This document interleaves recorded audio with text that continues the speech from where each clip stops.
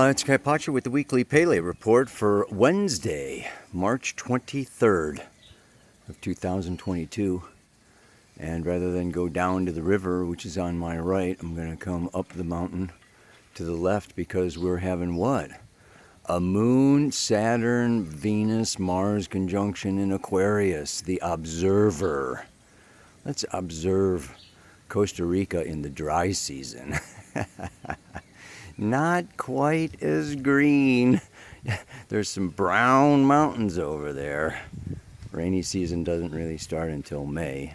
So, yeah, the river's down. Hills are a little brown. Anyway, what's going on? You know, we got the moon up there in Sagittarius today, and it's going to stay there until it goes into Capricorn tomorrow. Moving on through Capricorn, gonna, hit Pluto. And then on Saturday, he's going to go into Aquarius. Where, and you can look at the chart right at the beginning of this report, he is going to come together, she's going to come together. There's the man on the moon, and then of course La Luna is feminine. We got all kinds of things. Where was I reading? In some ancient cultures, the moon is masculine and the sun is feminine. So let's not get too carried away with labels and stuff. But anyway, she's going to go into Aquarius, and then at the exact same degree, 21 degrees Moon, 21 degrees Saturn, 21 degrees Venus. And Mars, not far behind, catching up. Mars is going to conjunct with Saturn next week, exactly square the Moon's nodes. So I will be talking more about that.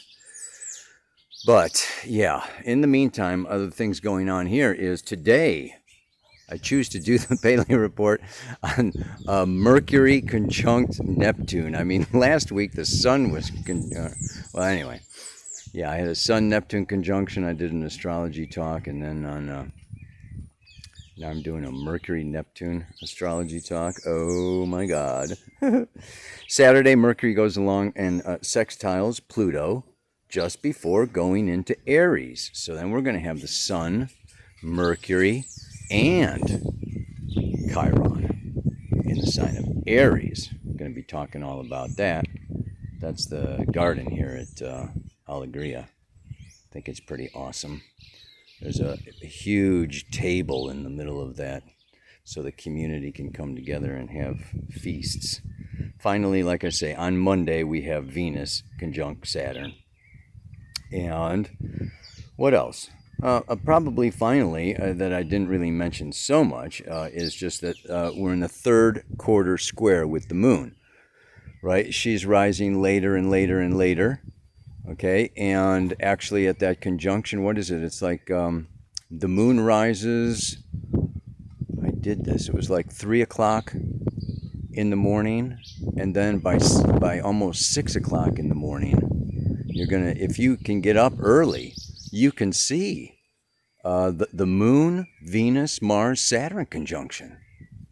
They're gonna rise around 5:30 or 6 o'clock Costa Rica time. I don't know where you are, but yeah, gosh, that would really be something to see. Anyway, she is in that exact square is on Thursday. 4 degrees Capricorn, 33 minutes.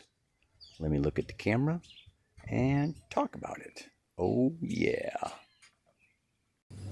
All right, everybody. Hard to get the lighting right when you're in the shade and the light is behind you. So I'll try to adjust it, but c'est la vie. What's going on? Or I should say, what's not going on? Like today's mantra, there's chaos going on, and this chaos is going to go on for a while. Okay, I'd say until Jupiter passes over Neptune and gets out of Pisces into Aries. Okay, so we still have a few weeks of large amounts, Jupiter, of chaos, Neptune, in the sign of Pisces, spirit.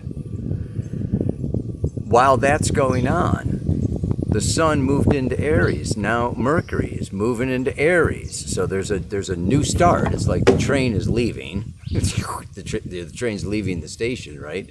But at the same time, there's still leftovers. There's still busyness. There's still a lot of loose ends, unresolved conditions, situations, relationships, business, financial, in every which way, shape, and form. All right, with the Jupiter, Neptune in Pisces, and above, outside, and beyond that, of course, now. And what we really want to talk about today is this Venus-Mars moving through Aquarius. I mean, they moved through Capricorn together. Now they're moving through Aquarius together. They're really together. Jack and Jill going up the hill to Aquarius, the top of the mountain, the helicopter, the UFO, liberation, objective analysis, science, technology, World Wide Web, global consciousness, enlightenment, things that are very up, raise the bar. Let's improve. Let's look for the future. Envision the future. So Aquarius is about non-attachment, detaching from the known, the familiar, and the past to prepare for a bigger, wider, higher, more enlightened future. And Venus and Mars, what's this? It's the yin and the yang, the masculine and the feminine. So there's a lot of relationships breaking up. There's a lot of liberation. And this is, I've talked before about the difference between non-attachment and detachment. But very often, when people get into Aquarius, they also just detach. This is limiting. This is old. This is, I want freedom and I want, So up, out, and away. Now, beyond that, it's been interesting. If you recall, Venus was forward, then she went retrograde. Mars passed her up for a little while. Now she passed Mars back up. And this is what we call a new phase conjunction. Venus is moving away from Mars. Just like a new moon, okay, when we look at phasal relationships, the new phase is from 0 to 45 degrees. And then it's the crescent phase from 45 to 90 till you get to the first quarter square. So this new phase, Venus breaking away from Mars. This is if you have this in your birth chart, you can really look at it. The phasal relationship between Venus and Mars is how you do relationship. Okay, sexual, emotional, intellectual, communicative, how much you are into the place of, well, there's different places to be. In the new phase, the place to be is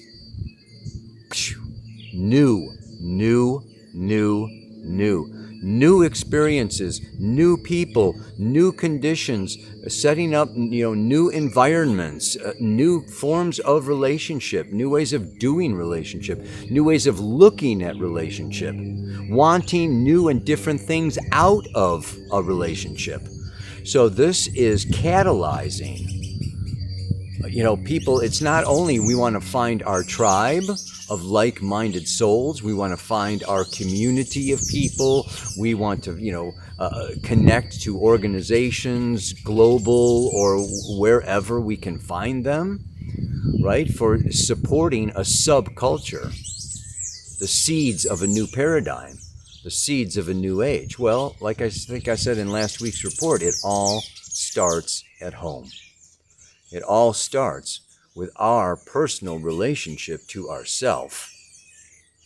And after that, and in particular, this is compounded by the south node of the moon in Scorpio, which is soulmate twin flame union, and the south node is the past, and the north node is now in Taurus, self-sufficiency. I will unconditionally love myself. I'm not looking for it out there. I don't need approval or support, I need to come into relationship with myself. And of course, this Taurus Scorpio is square to Aquarius.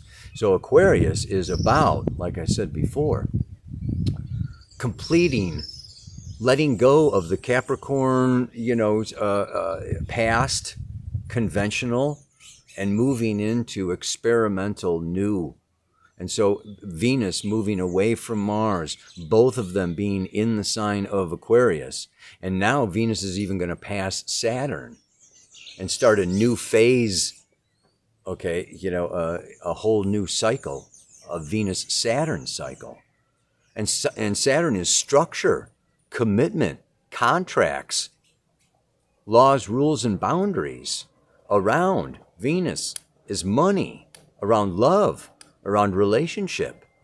So this is the breaking and making of commitments, of big serious decisions, of where I want to be 7, 14, 21, 28 years from now, and who I want to be with, and who's going to help me get where I want to be. And so, we're all in this flux. And how about that, the equinox on top of a full moon in Virgo? I mean, I said it was coming in last week's report, and man, it came, right? Like a tidal wave. It's like whoosh. And what do tidal waves do? They pick up everything and move them forward. So our lives are getting picked up, our hearts are getting picked up, our, conditions and situations are just getting picked up and moved, whether we're, ready or not, aware and consciously embracing or not. This is this, and this, people ask me, how long is this going to go on? This is just like so intense. When is this over? And I have to say, like I said before, it's, Saturn square Uranus is still going on this whole year, and it's actually intensifying towards November, towards the end of the year. So this is there's a lot of tension going on, and whether it's war, or mandates, or personal relationships. The important thing here is that, yes, we do maintain, like the mantra says, manage the situation. And management is maturity. Saturn is maturity, objectivity. What is best for everyone concerned? What is good for the future generations, for the whole, for, the family, the community. So, this is very, very intense. It's like an initiation. I want to read to you the Sabian symbol, because this Sabian symbol puts a whole nother slant that I want to talk about on our conversation here with Venus, Moon, Saturn, Mars conjunct. I'm going to read this for the 22nd degree of Aquarius, because you can look at the chart at the beginning of the report and see that it is in the 22nd degree of Aquarius. There's the book. You can download the PDF from my website under the Resources tab. Scroll down. A rug is placed on the floor of a nursery to allow children to play in comfort and warmth. Amazing that Elsie Wheeler, the psychic that came up with these 360 images, when she held the card with the degree of the zodiac up to her forehead, she gets an image. And this is for the sign of, this is Aquarius? A rug for comfort and warmth? That's not what you really think of when you think of Aquarius. Very interesting, eh? We are never left without assistance when eagerly seeking to grow emotionally and spiritually. Even if we do not consciously realize the intent and value of what sustains our self-development and cushions the shocks which life provides, our growth in understanding, still the assistance is there. We may think, no one understands me. That is very Aquarius. Alienation, isolation, feeling bizarre, unique, unusual, outside the norm. Aquarius, it's part of that archetype, right? But the understanding is there. If we do not egotistically take for granted that life and society owes us everything. Through a warm appreciation of basic opportunities and even small comforts, we can safely and happily grow into personal maturity. So this puts like another dimension into this whole picture, doesn't it? It's not just what's going on with our finances or the war or our relationships or our bank accounts. This is about gaining a greater perspective as a result of appreciation, as a result of not taking things for granted. This is one of the things that is associated with Pisces, with Neptune, with innocence, and even with Cancer. This innocence, this naivety, this childishness that takes for granted. I'm going to be fed and clothed and sheltered, and mama's going to hold me, and daddy's going to take care of me and keep me safe and nurture me. And as young children and emotionally innocent beings, we take for granted that people think like us, want the same things we do, are going to connect and relate, and da-da-da-da-da-da. And part of Aquarius, part of Saturn, co-ruler of Aquarius, part of Saturn, Capricorn, Aquarius, this maturing is like, guess what? No, not. You can't take that for granted. And everybody's not the same, and they don't want the same things, and they're not able to overcome their own trauma and their own wounds in order to support you and love you and hold you and da-da-da-da. I mean, we really, this is the north node of the moon in Taurus, we really need to emotionally nurture and hold ourselves. And some of us, are already maybe a little more down that road, and others are maybe less. And the ones that are less experience the loss, betrayal, and abandonment of Scorpio South Node, kicking them out of this spider web and tapestry, in order to individualize, gain in self-sufficiency. So, it's really challenging to maintain a state of appreciation when you're getting your ass kicked. To put it bluntly, I mean, we are going through deep, hard times. On many levels, right? I'm doing readings, I'm talking to people all over the world. It's tough. Yeah, the economy, the inflation, the politics, you name it. There's a total fear being fed consciously, by the totalitarians, that want, to maintain these places and emotions of fear and terror in the hearts and minds of the public, because it's easier to control a scared population.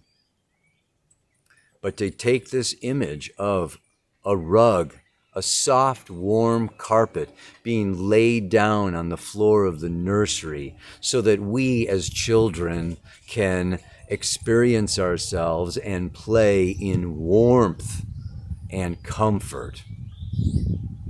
So if we can believe that there is a spiritual intention, that there is assistance, that there is grace, that Spirit is with us, we can make decisions and choices that are more appropriate for everyone concerned, even though they may cause hurt or pain or, separation.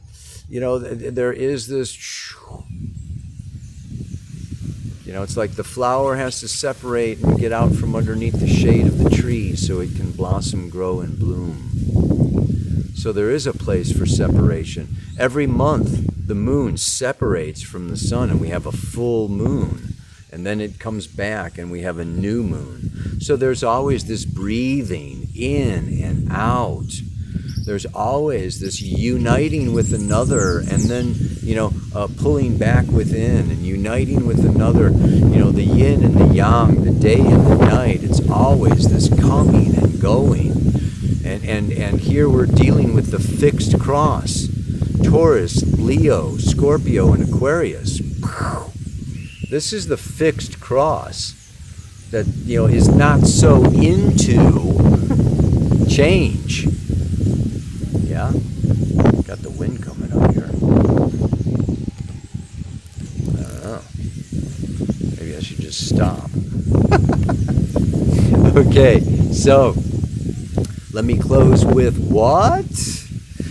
When in a crowded subway station with my train about to leave, I will manage the situation and not forget to breathe.